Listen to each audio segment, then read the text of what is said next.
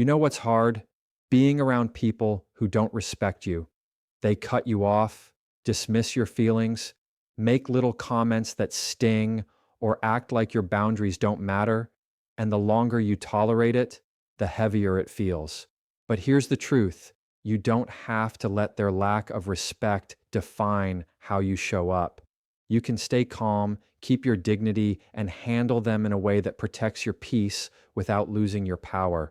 When you deal with someone who doesn't respect you, the first instinct most people have is to argue for it. They want to explain why they deserve respect, they want to prove their worth, or they feel the need to justify why they shouldn't be treated that way. But here's the thing: respect isn't something you beg for, it's something you show through your actions. The more you try to talk someone into treating you with respect, the more power you're actually handing over to them because you're letting them decide whether you're worthy or not. Instead, the stronger play is to demonstrate respect for yourself in every move you make. That starts with how you carry yourself, the way you communicate, the tone you use, and the standards you keep. When you hold yourself with dignity and self control, you're sending a message that you're not someone who needs permission to be valued. You already value yourself. Think about this for a second.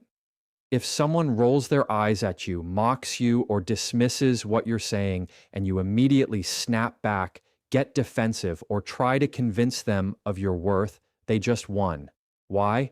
Because they pulled you into a game where they set the rules. But when you remain calm, steady, and firm in who you are, you're showing that their disrespect doesn't decide your behavior. That is respect in action. You're not lowering your standards just to meet them where they are. And that often frustrates people who thrive on disrespect because they feed off your reaction. When you refuse to give them that reaction, you're taking your power back without even raising your voice. Another way you demonstrate respect instead of arguing for it is by being consistent. Consistency communicates strength. If you set a standard for how you expect to be spoken to, and every single time someone crosses that line, you hold steady to that standard, people notice. You don't have to yell about it. You don't have to give long speeches about why it matters. You just calmly redirect or remove yourself when it's crossed. Over time, the people around you begin to understand that disrespect doesn't get rewarded with attention, it gets met with calm strength. That is far more powerful than any words you could use to try to convince someone. And let's be honest, people are always watching how you treat yourself. Do you talk about yourself with confidence, or do you constantly put yourself down? Do you let others interrupt you without finishing your thoughts, or do you respectfully hold space for your words? Do you show up on time, prepared and focused, or do you let yourself slide because you don't think it matters? These little behaviors add up to one big truth.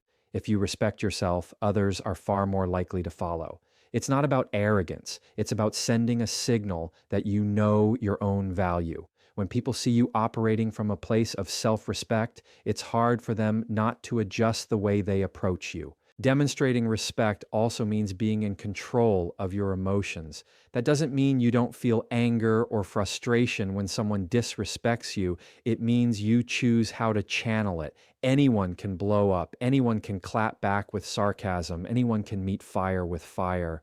But it takes strength to pause, breathe, and answer in a way that doesn't compromise your character. The person on the other side may never respect you, but that doesn't matter because the goal isn't changing them, it's reinforcing you. Every time you handle it with calm control, you're building evidence for yourself that you don't have to fight for respect, you can embody it. At the end of the day, people can say what they want, but what sticks is what you show them. If you carry yourself with confidence, if you hold steady to your standards, if you remain calm under pressure, and if you treat yourself like someone who matters, you don't need to argue for your respect because it's already clear in the way you live. Setting clear boundaries is one of the strongest ways to handle people who don't respect you because it defines the space between what you allow and what you refuse. The mistake most people make is either not having boundaries at all or feeling the need to over-explain them to get the other person's approval. Boundaries are not negotiations, they are standards. You don't need to convince someone to respect your limits. You need to enforce them calmly and consistently. The power of a boundary is not in how loudly you announce it, but in how firmly you hold it. When someone pushes against it, your job isn't to debate with them, it's to simply reinforce it with your actions. That's what makes boundaries effective. When you deal with someone who doesn't respect you, they will often test how far they can go. They will interrupt you, mock you, ignore your opinions, or dismiss your feelings. If every time this happens, you just let it slide, you're teaching them that their behavior is acceptable. But when you set a boundary, like calmly saying, I'm not going to continue this conversation if I'm being spoken to like that, and then following through by stepping away if it happens again, you're teaching them something else entirely. You're showing them that your respect for yourself is greater than your fear of their reaction. You're not asking them to change, you're drawing the line where you stand. That clarity is what keeps you in control. Boundaries don't need to be dramatic or complicated. They can be as simple as not answering texts at midnight, not allowing someone to raise their voice at you, or choosing not to engage when someone turns disrespectful.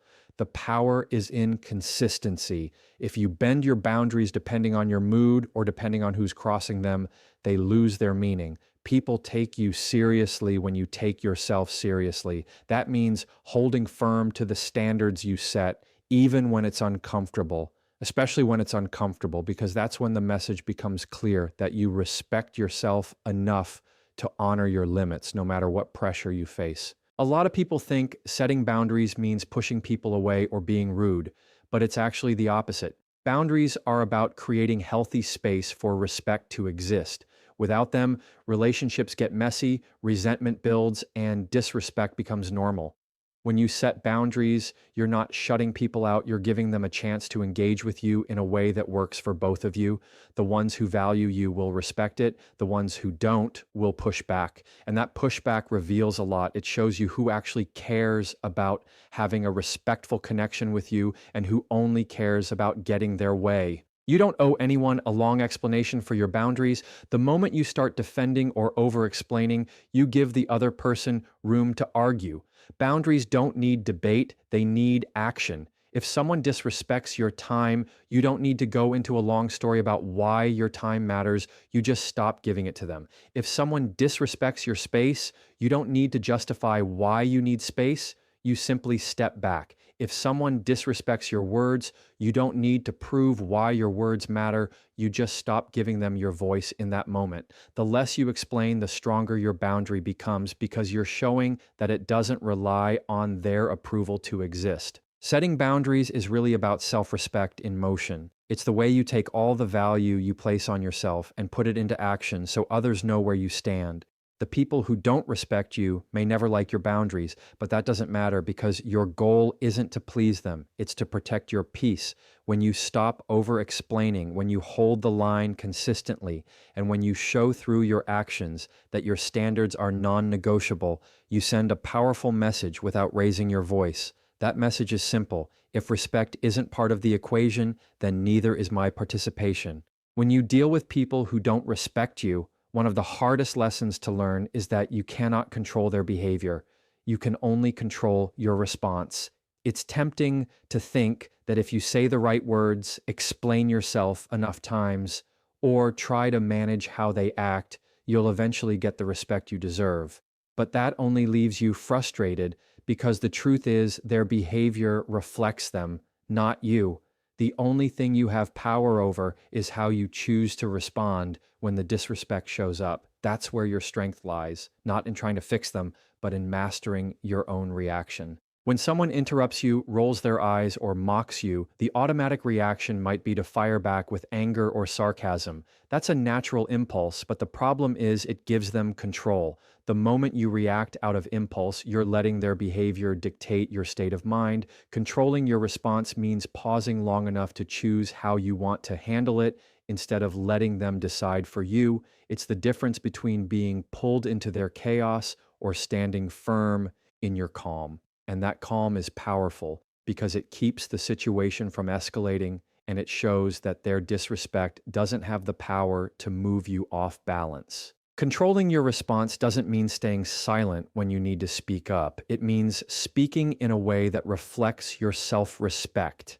It's about keeping your tone steady, your words clear, and your emotions in check. For example, instead of snapping back with, "You never listen to me," you can say, "I'm not going to continue if I'm not being heard." That's calm, direct, and puts the responsibility back where it belongs. You're not trying to change them. You're showing them the standard you hold for yourself. And when you do that consistently, it sets a tone that others eventually have to adjust to if they want to stay in conversation with you. Another piece of controlling your response is knowing when to disengage. Not every battle is worth fighting, and not every comment deserves your energy. Some people thrive on provoking a reaction, and when you refuse to give it to them, you take away their power. Walking away, staying silent, or redirecting the conversation are all responses that show strength without wasting your time on someone determined to be disrespectful. That doesn't mean you're weak or avoiding conflict. It means you're strong enough to know that your peace is more valuable than proving a point to someone who doesn't care. What makes this so difficult is that disrespect often feels personal. It cuts deep and it can trigger old wounds or insecurities. But controlling your response requires you to step back and remind yourself that their behavior is about them, not you. People who consistently disrespect others are usually dealing with their own issues: control problems, insecurity, bitterness, or lack of self awareness. That doesn't excuse their behavior, but it helps you detach from it. You don't need to carry their baggage, you just need to hold your ground. By focusing on your response instead of their behavior, you stop giving them the ability to dictate your emotions. And here's the real win. When you consistently control your response, you build trust with yourself. You start to see that you don't have to lose your cool to handle disrespect. You start to believe in your ability to stay calm under pressure. And that self trust grows into confidence because you know that no matter how someone else acts, you have the tools to carry yourself with strength. That kind of confidence doesn't need to shout. It shows up quietly in the way you keep your tone steady, the way you stand firm, and the way you refuse to let someone else's lack of respect shake your self respect. It's not about changing them, it's about proving to yourself that you can choose the response that serves you best. Silence is one of the most underestimated tools you can use when dealing with people who don't respect you, because disrespect often thrives on reaction. The moment someone throws out a rude comment, cuts you off, or tries to belittle you, what they're really doing is looking for control. They want to get under your skin. They want you to defend yourself. They want you to snap back because the more you react, the more power they hold. Silence interrupts that game. When you respond with silence instead of anger or defensiveness, you create space where their disrespect has nowhere to land. You're not fueling it. You're not validating it. You're not even playing along. And that quiet pause is sometimes louder than any words you could say. Silence doesn't mean weakness. It doesn't mean you're ignoring the situation, and it doesn't mean you're letting them win. It means you're choosing not to give energy to something unworthy of it. Think about how unsettling it is when someone throws a jab and instead of taking the bait, the other person just calmly looks at them, pauses, and says nothing. That silence forces them to sit with their own words. It makes them aware that their attempt to pull you in failed, and in many cases, it leaves them more uncomfortable than if you had fired back. Silence flips the power dynamic because instead of you scrambling to respond, they're left scrambling to fill the space. The strength of silence is that it communicates without explanation. You don't need to justify yourself. You don't need to argue your value. You don't need to match their tone. Your silence tells them, "Your disrespect doesn't move me." It creates a boundary without you having to spell it out. That's why silence can be so powerful in heated situations. Words spoken in anger often make things worse, but silence creates room for the heat to die down while still keeping your dignity intact. It protects you from saying something you'll regret, and it makes clear that you won't engage on their terms. There's also a strategic side to silence, When you're silent, you give yourself time to process instead of reacting impulsively. That pause gives your brain the chance to choose a response that actually serves you instead of one that just feeds your frustration. Silence can be that buffer between their disrespect and your decision on how to handle it. Maybe you choose to calmly walk away. Maybe you choose to end the conversation. Maybe you choose to later address it in a controlled way. But that pause created by silence gives you options. Without it, you're just reacting, and reacting means they're in charge. Silence can also expose people's true colors. When you don't react, people often reveal themselves even more. Someone who disrespects you might double down, raising their voice or throwing more comments just to try and get a reaction. That's when you see how desperate they are for control. Others might backtrack, realizing their behavior didn't land the way they wanted it to. Either way, your silence showed you what kind of person you're dealing with without you even lifting a finger. It becomes a mirror reflecting back their behavior in a way that words never could. The hardest part about using silence is resisting the urge to defend yourself. We all want to be understood, to make our case, to prove we're right. But people who disrespect you aren't looking to understand you, they're looking to dominate you. Defending yourself in those moments often feels like trying to pour water into a broken cup. It doesn't matter how much you give, it will never hold. Silence is the way you stop pouring. It's the way you protect your peace by refusing to invest energy into someone who has no intention of honoring it. It's not easy because silence can feel uncomfortable, but that discomfort is far lighter than the weight of constant conflict. When you start using silence intentionally, you realize that not every comment needs a comeback, not every jab deserves an answer, and not every moment of disrespect has to pull you in. Silence allows you to hold your ground without lowering yourself to their level. It keeps your dignity intact while letting their words fall flat. It shows you have control over yourself, and that control is what makes silence such a powerful weapon when respect is not being given. Walking away is one of the clearest and strongest ways to handle people who don't respect you because it sends the message that you will not stay where your value isn't recognized. Many people think walking away means giving up or admitting defeat, but it's actually the opposite. It's choosing to no longer waste your energy in a place where it will never be appreciated. Respect is the foundation of any healthy interaction, and if that foundation isn't there, everything else crumbles, no matter how much effort you put in.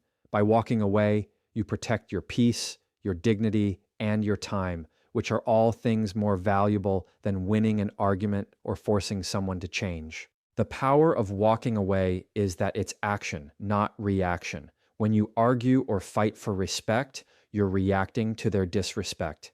But when you calmly choose to leave the conversation, step back from the relationship, or distance yourself from their behavior, you're taking deliberate action. You're showing that their words and actions don't control you, and you're choosing where your energy goes. That is one of the strongest demonstrations of self-respect. You're saying, without needing to explain, I deserve better than this, and I won't settle for less. That speaks louder than any speech you could give in the heat of the moment. Walking away doesn't have to be dramatic. It doesn't mean slamming doors, shouting last words, or cutting people off in anger. It can be as simple as standing up, calmly leaving the room, changing the subject, or creating distance in your life over time. Sometimes it means ending a conversation that's going nowhere. Sometimes it means creating more space between you and someone who constantly crosses the line.